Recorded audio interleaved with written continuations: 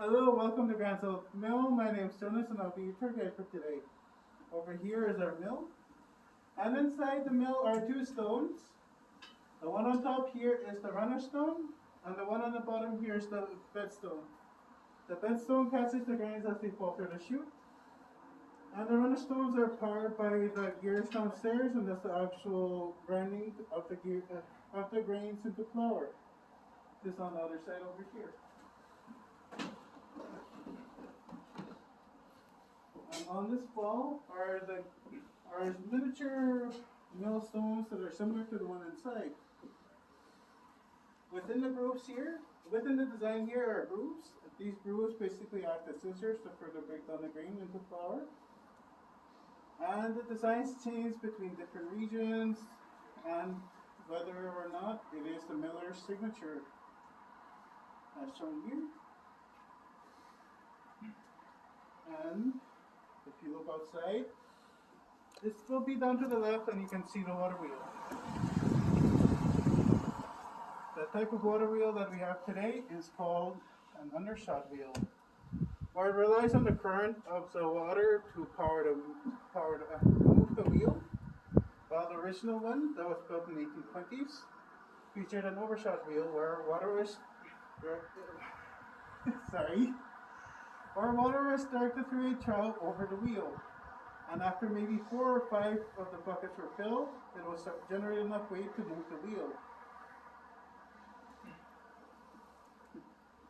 And now, I'll start talking about the history of the mill here. Like what I mentioned earlier, the original mill was built in the 1820s and operated for 30 years. It was built by Métis leader Cuthbert Grant over here, and it was the first water-powered mill west of the Great Lakes. While this mill here was built in 1975 in celebration of Winnipeg's 100th anniversary. Okay, so that is the history of the mill so far. Are there any questions?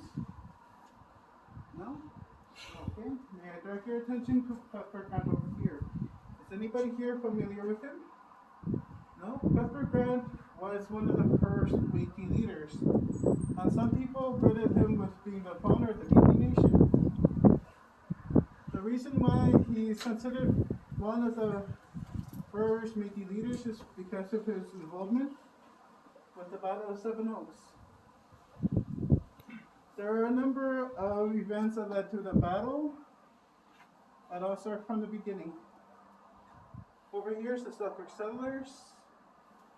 They were invited here from Scotland by Lord Selkirk because originally they were just, what's the word again? Just regular farmers that farmed the land, but they were forced off their land in favor of sheep farming. So Lord Selkirk invited them here to start a colony. But they arrived here late in the season where they couldn't farm. So they kind of slowly starved, and then they found this wonder food now known as pemmican. Pemmican is dried meat, dried berries, and lard pounded together. It's very energy rich, and that can sustain you for months if you have a nice big pile of it. The reason why it was important because, like what I mentioned, it sustained everybody, including the Selkirk settlers. But even with large stores, it began to slowly decline, which then the local government issued the Pemmican Proclamation, which seized the exporting of pemmican outside of the region. This led to a lot of tension between the Northwest Company and the Métis.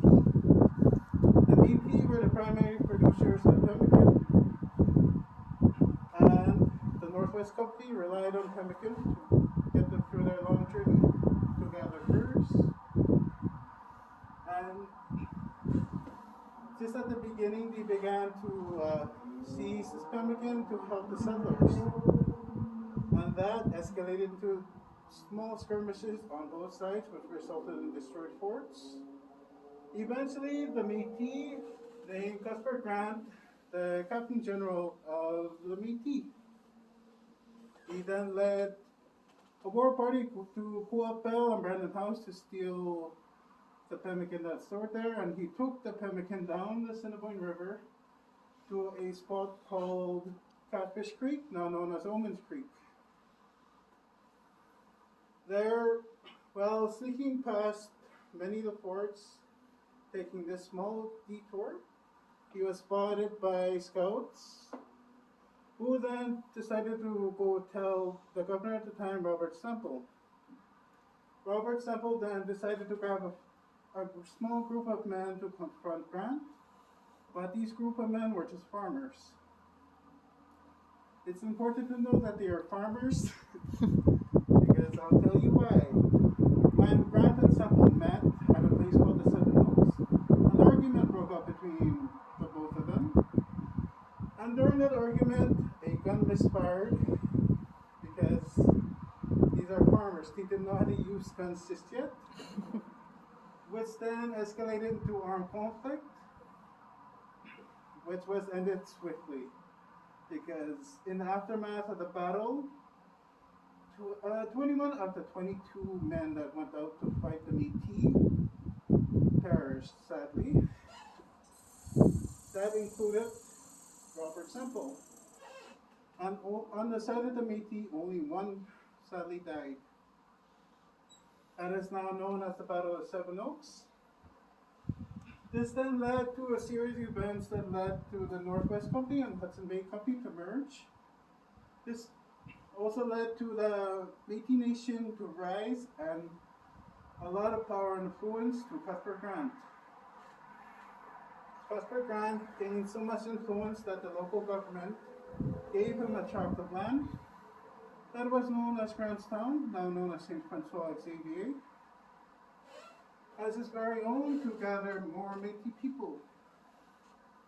They basically acted as a shield for the growing community, and another beneficial outcome of that was the change from the fur trade into an agricultural society that we know as today. And if you're interested, we also have a downstairs that features the gears of the mill. Otherwise, if you have any questions about the history, or if you have any more questions about Cuthbert Grant, I'm happy to answer them. If not, feel free to go downstairs. I'll just meet you downstairs. Thank you.